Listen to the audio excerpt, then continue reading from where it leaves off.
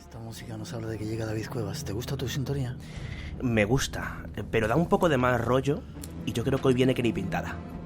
Sí, o vas a hablar también de mal rollo. Tenemos el día de mal rollo. Charles Manson al principio, tú sigues con mal rollo. Bueno, no vamos a desentonar, ¿no? Vamos a hablar de uno de esos casos de los que no se producen demasiados, por no decir prácticamente ninguno, al menos dentro de nuestras fronteras. ¿Tiene que ver con ovnis? Tiene que ver con ovnis. Vale. Yo sé que te encantan los ovnis, estabas deseando que llegara aquí. Y el público que tenemos aquí, que es bastante numeroso, quiere ovnis, Miguel. Yo no quiero utilizar esto para presionarte, pero ahí queda, en la antena. Lucecitas en los cielos que se mueven de acá para allá. El otro día hablábamos con Johanan Díaz de esas luces que se ven en el volcán Popocatépetl, que se ven en muchos lugares de México. Después de eso, contactos, abducciones, y hay un tercer paso más que es el que nos vas a hablar esta noche, los humanoides. Efectivamente, paso más o paso menos, atrás o adelante, porque claro, yo creo que el hecho de que presuntamente una persona sufra una de estas abducciones de esos supuestos seres extraterrestres es bastante inquietante, ¿verdad?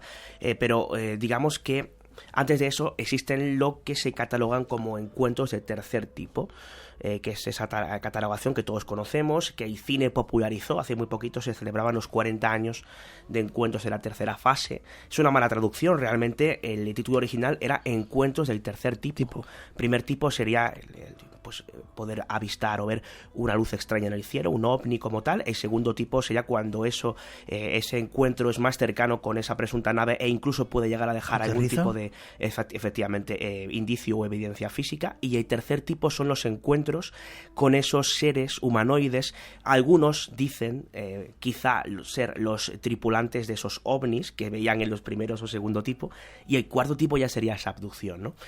Vamos a centrarnos en un caso, en este caso, valga la redundancia, de tercer tipo. Y yo creo que es interesante... Cuéntame algún caso que haya ocurrido antes. Pues han ocurrido muchísimos casos de humanoides. Pero no es tan general como esos casos de avistamientos, de visiones, ¿no? Uh-huh. O de aterrizajes. Esto ya es algo mucho más exclusivo, digamos, de ciertos tipos. Efectivamente. Mira, yo lo que te puedo decir es que parece que tenemos un problema con los casos de humanoides en España en los últimos años. Hay que ser autocrítico y hay que reconocerlo. Hay muchas personas que nos preguntan, a los que vamos persiguiendo a testigos de ovnis para acá y para allá: oye, ¿por qué ya no se ven tantos ovnis? Bueno, yo creo que sí se ven. Lo que no hay son personas, digamos, que se desplacen al lugar para recoger esos relatos de personas que han visto ovnis, ¿no? Yo cuando me he desplazado a sitios de este tipo, en los últimos años me he encontrado con casos relativamente recientes. Y hay una segunda pregunta que es más complicado de responder, y es: ¿por qué en la literatura ufológica ha habido montones y montones de encuentros con humanoides? Y en los últimos años... por lo menos en lo que respecta a España, no hay casos de humanoides. Y es difícil de responder porque efectivamente, si hacemos un repaso sobre los casos recopilados por otros compañeros en los últimos años, en los últimos 10, 15, incluso 20 años, no hay demasiados. Algunos hay, evidentemente, pero hay muy poquitos casos de humanoides en comparación con casos de lucecitas en el cielo, vale, para que nos entendamos. Pues esta noche sí vas a dar testimonios de algunos de ellos, y un caso muy, muy, muy reciente. No sé si vamos ya con el caso que nos quieres contar. Pues si te parece, vamos a comentarlo. Como decíamos, caso excepcional, porque tal y como decíamos, nos faltan, ¿no?, sucesos relacionados con humanoides. Pero estamos hablando de que hace pues aproximadamente unos meses yo me desplazaba junto a dos buenos amigos de este programa, uno de ellos conocido por todos como es Miguel Pedrero, otro es Ángel Arroyo, al que mandamos un fuerte saludo porque nos escucha seguramente desde el hospital, está ahí recuperándose de una historia. Ponte bueno enseguida. Por supuesto que sí. Y nos desplazábamos a Talavera de la Reina, en Toledo, porque habíamos recibido pues un reporte. Esto me llega por un buen amigo como es Alex Barragán, que es uno de estos digamos recopiladores de archivo de casos estrafalarios y raros que van más allá de los ovnis, ¿no?, y que tienen como protagonistas por regla general a esos presuntos humanoides. De hecho, hubo en los años anteriores, sobre todo en Latinoamérica, en Santiago de Chile más concretamente, varios casos de humanoides voladores. Que esto ya es la leche, ¿no? O sea, si los humanoides se nos plantan en ocasiones, algunos con unas proporciones, ¿no?, digamos unas alturas importantes, ya imaginémonos si estos humanoides vuelan, ¿no? Bueno, pues el caso es que a través de este compañero me llega un reporte de una persona cuyo nombre no vamos a citar, Miguel nos lo pidió expresamente y de hecho vamos a poder... Y le hemos cambiado un poco la voz, ¿no? Exacto, vamos a poder escuchar su voz como tal, pero está distorsionada. La distorsión no molesta a lo que es la dicción de la misma, pero creemos que es importante. No podemos dar ningún dato relacionado con él. Digamos que por una cuestión puramente profesional, entre otras cuestiones. Vale. ¿no? Déjame, pero nos preguntan qué es un humanoide, nos pregunta algún oyente. ¿Ser de otro planeta? ¿Una entidad extraña? Bueno, nosotros somos humanoides porque tenemos forma humana. Es decir, el hecho de que, claro, la palabra humanoide parece que lleva implícita, como tú muy bien has preguntado, el hecho de que tenga que venir de otro mundo, no tiene por qué. Y si nos ponemos trascendentes, hay muchas teorías que hablan, y aquí en Espacio Blanco se ha comentado que esos presuntos humanoides podrían venir de otra dimensión. Otras dimensiones. Por ejemplo, vale. O de otro plano de existencia, o será, digamos, algo puramente explicable, como es la mayoría de los casos. Pero en ocasiones nos encontramos con algunos sucesos que son de difícil explicación, como es el que vamos a contar esta noche. Me desplazaba con estos compañeros, con Miguel y con Ángel, para hablar con esta persona, y él lo que nos cuenta es que había pues experimentado una situación muy complicada, muy compleja, hasta cierto punto violenta, que le había hecho no volver al lugar donde había tenido lugar ese encuentro. ¿Ellos iban por el campo o cómo fue? Ellos estaban en una zona a las afueras de Talavera de la Reina y estaban realizando pues un ejercicio de algo que también se suele comentar aquí en Espacio Blanco, un ejercicio de, vamos a llamarlo, meditación. Vale. Algo que no hemos dicho todavía. Esto tiene lugar el 21 de agosto de 2014. Ya, relativamente... Antes de ayer, como quien dice. Hace muy poquito tiempo, insisto, en comparación con los casos de este tipo que nos suelen llegar en los últimos años, que son prácticamente nulos, ¿no? Al menos en lo que respecta a España, insisto. Bueno, pues ellos estaban allí, habían ido previamente, unos días antes, y se habían encontrado con cosas extrañas, con luces en el cielo. En ese lugar a donde iban. En ese lugar concreto a donde iban, se habían encontrado con alguna luz en el cielo que podría ser definida sin ningún tipo de pudor como objeto volante no identificado, ¿no? El caso es que ese día pasó algo más. Pero lo primero con lo que se encuentran cuando ellos estaban pues en un estado relajado de meditación, eran 3 testigos, esto es importante, eran 3 personas con una cualificación bastante destacada, vamos a dejarlo ahí, al menos nuestro protagonista principal. Y él nos habla de un encuentro una vez más en ese lugar con una extraña luz. Y en esta ocasión la luz les afecta de una forma diferente. Si te parece, Miguel, lo escuchamos. Vamos a escucharlo. El sábado siguiente de estar aquí fue cuando nos vamos a meditar también y de repente pasa un punto blanco en el cielo, grande, bastante grande, y pasa por encima de nosotros. Venía hasta que se paró encima de nosotros. Muchas veces hace el zigzag y bueno, de hecho yo siempre he sido muy escéptico hasta que no veo. Yo creo en lo que no veo no lo puedo creer. Y miro al techo y sigue estando encima y seguían mirando y de repente se quedó a parar arriba.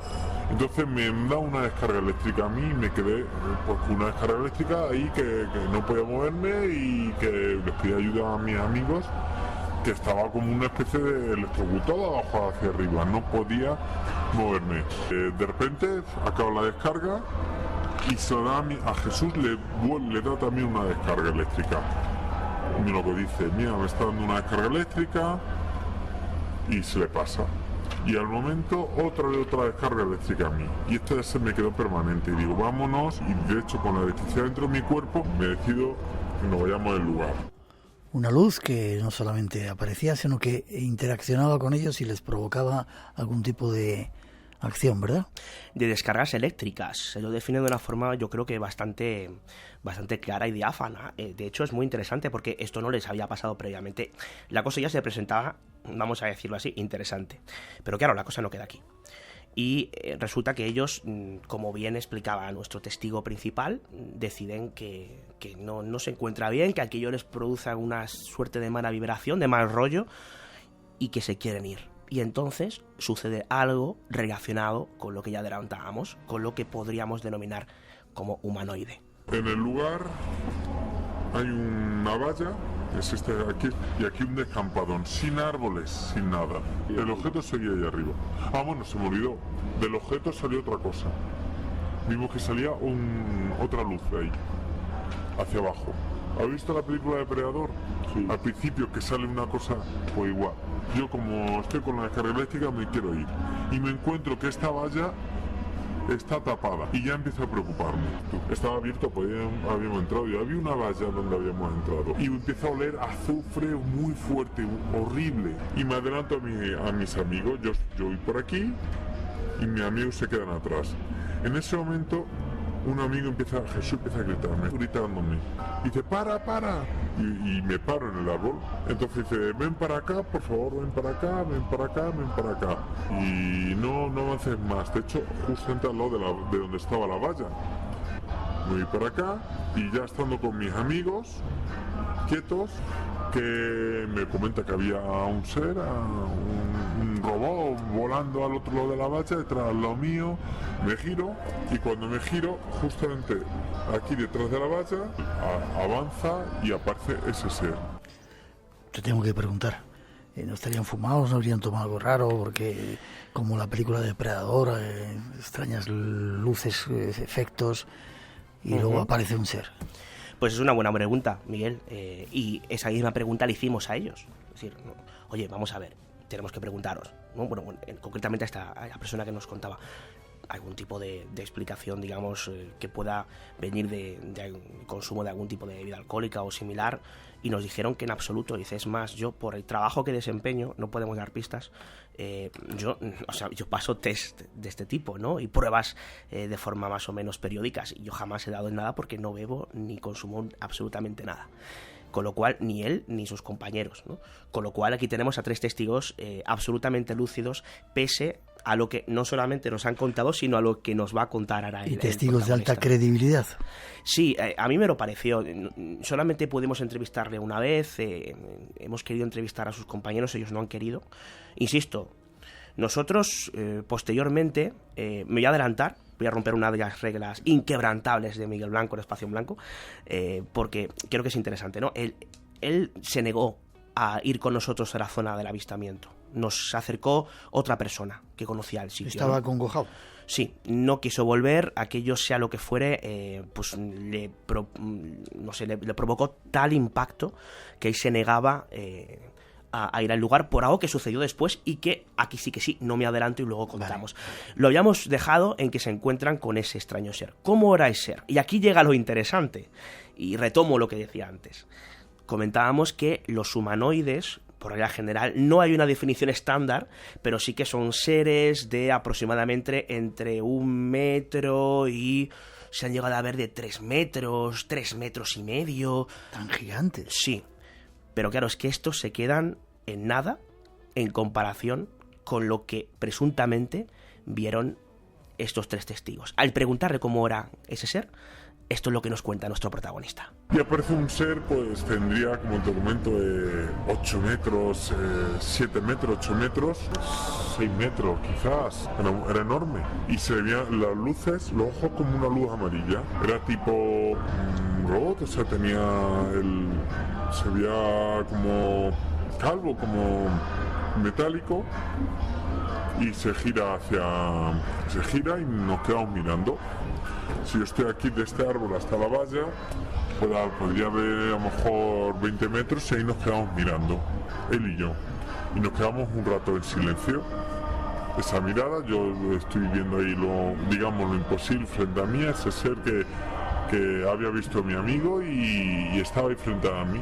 Y yo sentí miedo, sentí que estaba enfadado, que quería cogerme aquí. Era amenazante. Entonces estaba como hipnotizado y dije, yo quiero romper esta hipnosis, y digo a mis amigos, salid corriendo por vuestra vida, y nos ponemos a correr, pero ya por aquí campo a través, los 3, y yo iba con chancla, pero aún así yo para adelante, no quería mirar atrás, temía por mi vida, de hecho. 3:22, 2:22 en las Islas Canarias, y con David Cuevas ahora en este momento. He escuchado historias raras, pero un tipo de 6 metros... 8 metros. 8 metros. 8 metros, según su descripción. Creo que estuviste en la zona y había un árbol, sí, y era más alto que el árbol. Efectivamente, tal y como comentábamos, bueno, pues tuvimos la ocasión de acercarnos, no con él porque tenía pavor a hacerlo, a otra persona, digamos, de su entorno, ¿vale?, cercano, que conocía bien el sitio, nos acercó y fuimos allí, y efectivamente, pues allí, nos encontramos con un árbol muy grande, de aproximadamente unos 6 metros, y entonces esta persona nos señaló, ¿veis aquel árbol? Pues aquel ser le sacaba la cabeza al árbol, era mayor que el árbol, nosotros alucinados, ¿no? Vamos a ver, me estabas hablando de un bicharraco de casi 8 metros, ¿no? Pues eso es lo que dicen que vieron. Y con forma humana. Por eso se llama humano. Y con forma efectivamente humana, muy parecida a una forma, vamos a decir, robótica. Además, los movimientos eran robóticos y la descripción se ajustaba un poco a ese patrón, ¿no? Hay un detalle muy interesante, y es que ellos, cuando, lo comentaba muy por encima del testigo, ellos cuando acceden, la forma de acceder a ese lugar que está vallado es porque una de las vallas, digamos que hay varias cuadrículas, ¿no? Valla, pues una de ellas no estaba la valla, por lo cual podían acceder al sitio. ¿Qué pasa? Que cuando ellos intentan huir de ahí, se encuentran con que el hueco por el que habían entrado, en el que no había valla, de repente tiene valla. ¿Y quién lo puso? ¿Cómo surgió? Pues no se sabe. Claro, lógicamente le preguntamos, pero no hay posibilidad de alguna manera de que se confundieran. Dice, no, es que en absoluto, es que lo teníamos muy medido, y además incluso recorrimos más parte de valla y está absolutamente todo vallado. Luego, esa especie de sensación de hipnosis por parte del ser, es decir, hay muchos elementos muy extraños, muy surrealistas, hay que reconocerlo, pero que están dentro de una experiencia que a mí me pareció veraz, al menos, o así me la transmitió el testigo. Esto evidentemente no deja de ser subjetivo, y aquí lo que hacemos es ofrecer un testimonio que hemos recogido periodísticamente hablando, ¿no? La cosa continúa y resulta que, incluso él decía que llevaron a temer por su vida. O sea, que la cosa no es ninguna broma, ¿no? Ante una circunstancia de estas características. Él llega incluso a reconocer que algo maligno había ahí, algo que le daba una pésima vibración. Él adelantó, nuestro protagonista adelanta a los otros que corren, digamos, ellos se quedan por detrás, y llega un momento en que ellos le piden ayuda a él, y nos lo cuenta de la siguiente forma. Y según ya estoy hacia la carretera, empieza a gritarme uno de mis amigos: ayúdanos, porque a Jonathan, a este chico, tuvo como una especie de parada cardíaca y se cayó al suelo de rodillas. Entonces me paré y por un lado pensaba, yo me salvo y lo siento porque no para salvarse, pero decidí parar. De hecho paré, me despedí de mi padre porque había discutido con él, y yo sabía que lo correcto era ayudar a mi amigo. Y según me giro, pues estaba al lado de ellos, a 2 metros estaba el ser, pegado a ellos, y podía haberlo cogido si hubiera querido, pero estaba despacio. Y entonces se recuperó y sigue corriendo. ¿El ser estaba ahí? ¿No les hizo nada ahí? Pues no les hizo nada, pero tienen una extraña sensación de que el ser no había acabado, digamos, esa aparición o esa suerte de teatralización a la que estaban asistiendo, que es otro de los, digamos, elementos que se repiten en muchos de estos casos de encuentros de tercer tipo, ¿no? Es esa catalogación que antes citábamos y que no es capaz de dar una explicación fehaciente a lo que nos encontramos, pero hay quien dice que todo esto puede ser una suerte de teatro ovni, ¿no? Hay maestros como Ignacio de Arnaude que tienen esta teoría. Bueno, por ir acabando, la cosa no queda aquí, sino que ese ser que inicialmente se desplazaba, recordamos, como flotando de una forma más o menos lenta, empieza a ir más rápido y empieza a perseguirles. Y bueno, pues la historia que nos contaba nuestro protagonista acaba de la siguiente forma. Iba lento, pero cuando le vio volar iba a mi velocidad, a mi par. Iba a mi velocidad, siguiéndome esa velocidad. Y cuando paré, él paró, yo me giro, ¿qué ocurre? Yo lo había asustado a ello. Digo, ¿qué tal? Gírate que estoy detrás. Y así un giro, me voy girando, claro, él ya lo estaba viendo. De repente, pues yo le veo, claro, camina, flotando, lateral, y se gira. Y la mirada directamente. Me giré y volvimos a correr otra vez a la carretera. Yo ya no miro para atrás hasta que llego a la carretera. Y miramos para atrás y ya no está el ser. Cuando llegamos ahí acaba la experiencia. Yo no pude dormir, estaba asustado. Y mis compañeros, al rato de llegar a su casa, empiezan a vomitar. Estuvieron varios días vomitando, una semana entera. Eran realmente síntomas de radiación. Lo que según estaban ahí, estuvieron más cerca de ese ser, y yo no, a mí no me pasó. Y ahí acaba esta historia. Extraña historia. con vómitos, con síntomas como de que hubieran recibido radiación. ¿Y qué era aquello? ¿Qué era aquello? La pregunta. Lo de la radiación, evidentemente, es una interpretación que ellos tienen, pero lo que es cierto es que estuvieron vomitando y muy mal durante los días siguientes. Además, los tres, algunos con unos síntomas un poco más potentes que otros, pero desde luego, no sé qué fue, Miguel, pero con algo se encontraron estas tres personas que son incapaces de dar una explicación y que les marcó sus vidas para siempre.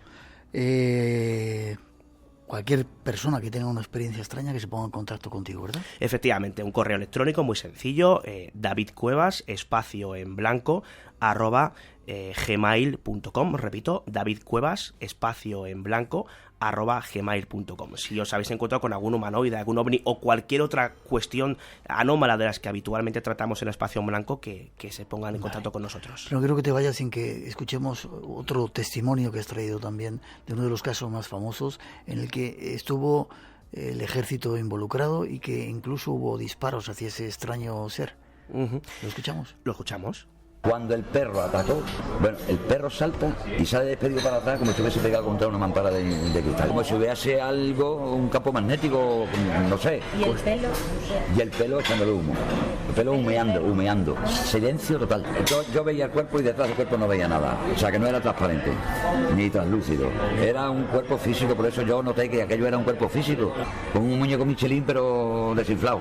De hecho, ahí fue en ese momento que digo, carga las armas que aquí pasa algo. Y fue cuando metimos la bala en la recámara. ¿Y tus compañeros deciden disparar contra aquello? Deciden disparar, José Hidalgo fue el primero que disparó, otro que disparó y otro que se le encasquilló la ametralladora y no salió ningún tiro. ¿Cuántos proyectiles calculas que dispararon? Se dispararon 2 cargadores de 20 balas y un tercero que se encasquilló. Yo no llegué a disparar ninguna bala. O sea que como mínimo 40 balas. Como mínimo 40 balas. Una Z62, una Z62 dispara las 20 balas en 10 segundos.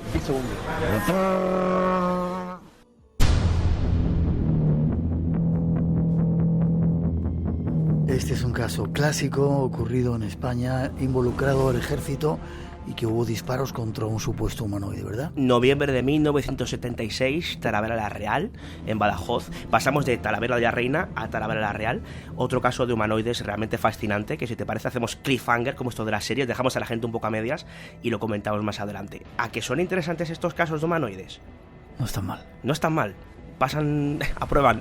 Te veo prontito. Un placer que sigas moviéndote por toda España como estás haciendo, investigando y que sigas estando con nosotros en el Espacio en Blanco. Ahí estamos, Miguel. Pues muchas gracias. Un placer. Y cuidado a la vuelta, si ves a un ser de 8 metros, yo que tú no le entrevistaba. 3:30, 2:30 en las Islas Canarias. 3:31, seguimos en directo, 2:32 en las Islas Canarias ahora. Hacer como Sergio, mandarnos un saludito a través del WhatsApp en cualquier parte del mundo que estéis para hacernos saber que estáis ahí. Y ahora una reseña con nuestro compañero Ramón Álvarez y después nos vamos a los archivos en blanco.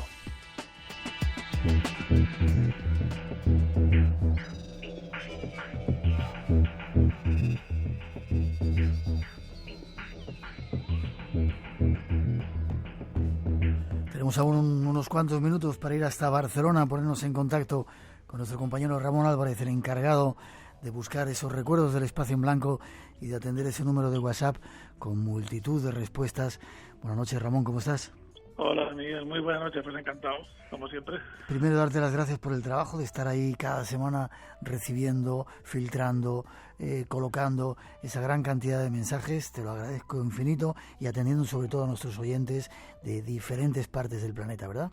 Es un placer, tú sabes, y aparte contactar con los oyentes, que hay que decirlo, es que son un amor, una maravilla, ¿verdad? Contactar con ellos son tan atentos y tan educados que de verdad que es un placer hablar con ellos.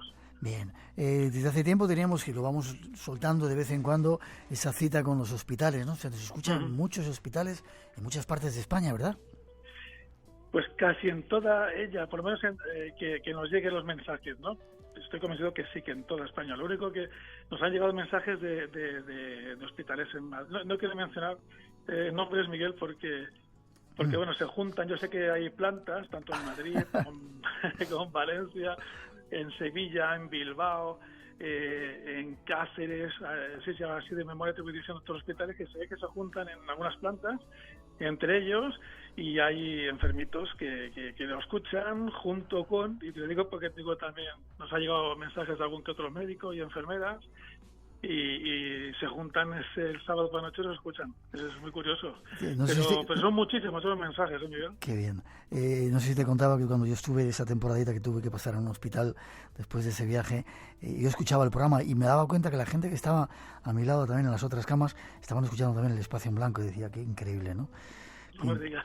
Sí, qué increíble.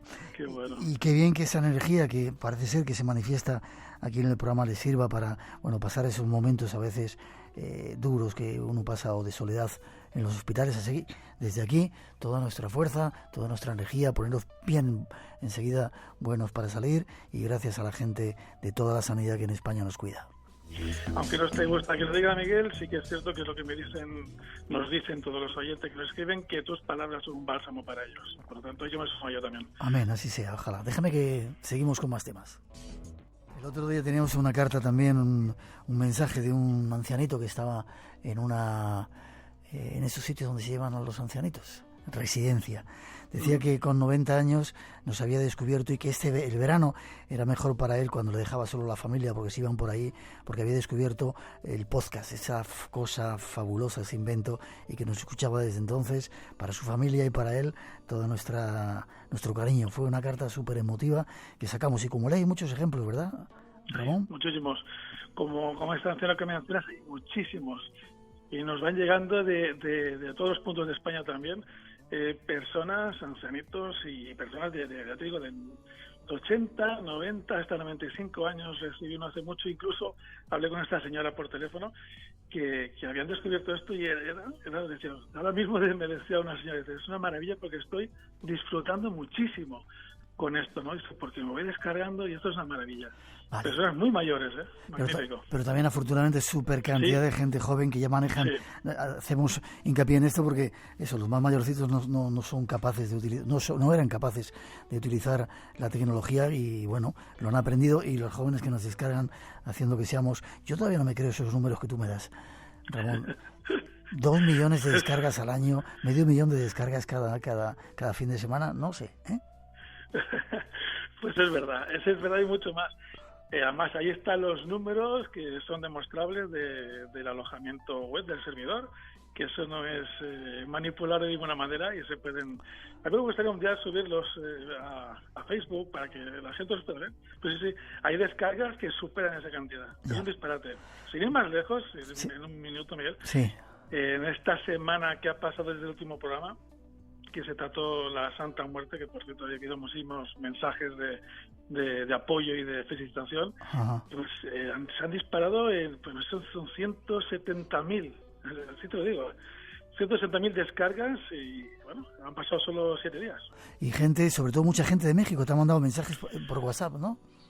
Sí, por WhatsApp llegó en directo, y yo recuerdo, pues mira, de las faldas del Popocatépetl, por ejemplo, sí. En la heroica Puebla de Zaragoza, que yo desconocía, llegó WhatsApp de allí. De la provincia de Entre Ríos, eso ya de Argentina, también de un mexicano que reside en Argentina, de Nueva Zelanda, de Medellín, de Colonia del Pacífico en Chihuahua, bueno, de muchísimas partes de México nos llegó mensajes. Nunca sabes hasta dónde llega la magia de la radio, increíble. ¿Verdad? No sé si nos quieres contar algo más, Ramón. Pues nada, pues dar gracias. Mira, yo solo quería comentarte que bueno, que aparte que nos ha llegado un montón de experiencias, no hace mucho quería saludar a Nicolás, es un piloto civil ya jubilado, que reside en Francia, y que nos contaba una experiencia que había tenido en un vuelo, y con un chico que, si me permite, saludo muy rápidamente. Son muchas personas, ¿no?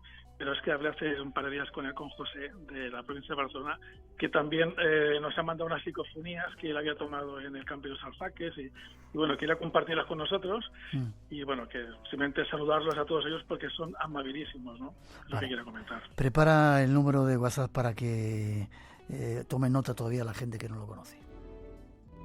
Ahí está el número, 652 03 5934 es el número de WhatsApp que atiende Ramón Álvarez, y donde podéis enviar vuestras peticiones de archivos del Espacio en Blanco. Y otra cosa que yo os pediría, mandarnos saludos desde donde nos escuchéis, en la parte del mundo que sea, mandaros un saludito con esos sonidos que estáis escuchando, por favor.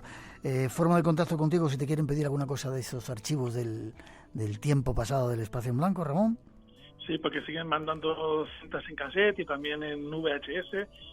Pues bien a espacioenblanco@rtv.es, o bien al mío personal, ramonalvarez@misteriosdelasondas.com, o recuerdo de espacioenblanco@misteriosdelasondas.com. Cualquiera de esos, para recibir ese tipo de material o cualquier cosa, pues ahí anda. Y de todas formas intentaremos ahora en breve, Miguel, pues buscar un número más sencillo, que esto es un poco complicado. Perfecto. De cualquier forma ya está, 652-03-5934. Ramón, fuerte abrazo. Saludos a todos los oyentes que nos escuchan a través del podcast, también a los que están allí en directo en Radio 1, Radio 5, y gracias por tu trabajo. Seguiremos buceando en el pasado y atendiendo ese número de WhatsApp a todos los oyentes. Como siempre, un auténtico placer. Fuerte abrazo, feliz año. Si no te hablo hasta entonces, feliz Navidad, aunque creo que sí, que nos encontraremos de nuevo antes. Espero, sí, seguro que sí. Hasta prontito, gracias. Hasta pronto. Momentos de descubrir misterios, o de tener más misterios todavía. Se abren los archivos en blanco. Nuestro compañero Fran J. Guirao está con nosotros. Buenas noches, Fran. Yo, Miguel, ¿qué tal estamos? ¿Has visto el ruido que hace mi silla? Sí. Esto es un misterio. ¿Esto es una cosa? Esto es un misterio. De nuevo por aquí para contarnos a qué época nos vamos ahora. Esto sí que parece el Ministerio del Tiempo. El Ministerio del Tiempo. Sí, claro. Solamente que en la radio, con sonidos, de repente estamos hablando de Rasputín en plena Primera Guerra Mundial con los zares. Ahora nos vamos al Quijote, al tiempo de Quijote. Al siglo de oro, sí señor, al siglo de oro. O sea, es que de hecho he estado revisando hasta ahora mismo unos cuantos legajos. Yo que tengo alergia al polvo. Sí. Yo insisto de verdad que la zona del archivo hay que limpiarla, Miguel, porque es que ¿me dices a mí? No digo, pero te lo digo para que lo sepas. Y bueno, si yo puedo coger una escoba perfectamente. Yo creo que te toca a ti, porque tú eres el que estás en los archivos. Pues va a tener que sí, va a tocar, porque de verdad que los legajos que tenemos aquí. Yo traigo todos también. ¿Ves? Es que es lo que tiene. Así que no os extrañe a nadie si me da por toser, mientras hablamos del Quijote de Avellaneda. ¿Hay un segundo Quijote? Hay un segundo Quijote, o un tercero, si contamos la segunda parte, que se coló entre medias y que muy probablemente hizo a Cervantes, aparte de que podía haber la muerte más o menos cercana, darse prisa para sacar la segunda parte del Quijote, porque hubo alguien que le coló por en medio un pastiche, un imitador. Fran, para todo esto realmente tienes que meterte en los archivos y bucear en la historia, ¿no? Y cosas que muy pocas, yo por lo menos no lo conocía, que había un tercer Quijote, no lo conocía. El Quijote de Avellaneda, y ha vuelto locos a los eruditos desde hace mucho tiempo. No hay ni mucho menos una opinión centrada de quién pudo escribir. Tenemos muchas teorías y los archivos en blanco hemos encontrado y nos hemos decantado por una en concreto, porque yo creo que son abrumadoras las pruebas que, a falta de una certeza, apuntan a una persona. Pero es que es así, sí, el Quijote de Avellaneda. Tú piensas que la primera parte, que monta todo lo que monta en cuanto al gusto de esa parodia, digámoslo así, en términos modernos de la novela de caballerías, en 1605. Bueno, pues de repente en 1614, cuando el Quijote ya es lo que es, no era todo lo que es hoy en día, pero ya era mucho, 9 años después aparece una segunda parte, que está datada en Tarragona, que se llama así, Segundo tomo del ingenioso hidalgo Don Quijote de la Mancha, que está firmada por el licenciado, Alonso Fernández de Avellaneda, de ahí el nombre, que es este tal Alonso Fernández de Avellaneda, natural de la villa de Tordesillas, y como te digo, está fechado en Tarragona. Bueno, pues desde el principio la gente sabe que ese Alonso Fernández de Avellaneda es un seudónimo, y no de Cervantes. Ya, pero pensarían que era Cervantes. Al principio mucha gente seguramente sí, porque además piensa las ganas que había de leer, claro, por mucha gente un segundo Quijote, en el que ya estaba trabajando Cervantes. Pero enseguida, bueno, pues cae el bulo y se sabe que es lo que te digo, lo que en términos literarios se conoce como un pastiche, o sea, una obra literaria que está escrita o una segunda parte, una tercera parte, que está escrita por alguien que no es el autor original. Eso es lo que pasa con este Quijote de Avellaneda. Cuéntame, ¿qué es lo que narra esa segunda, que le hace diferente o que le hace interesante? Mucho, difiere y mucho. Yo creo que la obra, cuando se lee, uno se da cuenta que está hecha para derribar un poco el mito que pudiese estar construyendo Don Quijote ya por entonces, 9 años después de su primera publicación. Hay muchas diferencias. Bueno, básicamente, muy rápidamente, la trama consiste en que llegan unos caballeros granadinos a el pueblo de Don Quijote, que ha recuperado el seso, como decía Cervantes, ahora está cuerdo, ¿no? Y ahora se hace llamar por su verdadero nombre, aunque a Avellaneda le cambia el nombre, ya no es Alonso Quijano, sino Martín Quijada. Y entonces los caballeros estos le cuentan que van a ir a unas justas a Zaragoza, ¿no? Y se van a enfrentar con tal, se empiezan a reír un poco de él, pero el caso es que le inflama otra vez las ganas de desfacer en tuertos y demás, vuelve a caer en la locura y se va con Sancho Panza a Zaragoza, llega tarde a Zaragoza, ya han acabado las justas, entonces, bueno, vuelve y en Madrid se encuentran por en medio a una mujer de vida alegre que se llama Bárbara, pero Don Quijote, que por cierto se ha olvidado de doña Dulcinea, de Dulcinea del Toboso, porque, ya no, de hecho se hace llamar el Caballero Desamorado, ya no hay ese lío amoroso por ahí en medio, y entonces confunde a esta tal Bárbara con Zenobia. El caso es que al final Don Quijote acaba recluido en un manicomio de Toledo, Sancho Panza acaba sirviendo a otro amo. Como ves, también se dice ese misterio que intentó construir Cervantes alrededor del famoso lugar de la Mancha, de cuyo nombre no quiero acordarme. Aquí se sabe que es Argamesilla de la Mancha. O sea que quiero decir, como ves, se empeña Avellaneda en destruir mitos, destruir un poco los puntos icónicos que hicieron del Quijote lo que es la fidelidad, la lealtad de Sancho, el amor eterno de Don Quijote por Dulcinea, mala leche, el ¿no? verdadero nombre. Claro, es que se ve claramente. Ojo, y lo que es el verdadero misterio de esto, y esto te lo voy a repetir al final porque me parece importante, no tanto el nombre como la cantidad de ataques personales que seguro que están entre el texto, ataques personales a Cervantes que están en el texto, porque se ve clarísimamente que es una obra que está hecha ad hominem, es decir, personal, contra la persona de Miguel de Cervantes Saavedra. Demoler un mito, quitar todos los valores que tenía esa obra. Sí. Tengo aquí que en aquel tiempo había leña. Quevedo dice no podía ver a Góngora y era mutuo. Se daban leña todos, ¿no? Todos.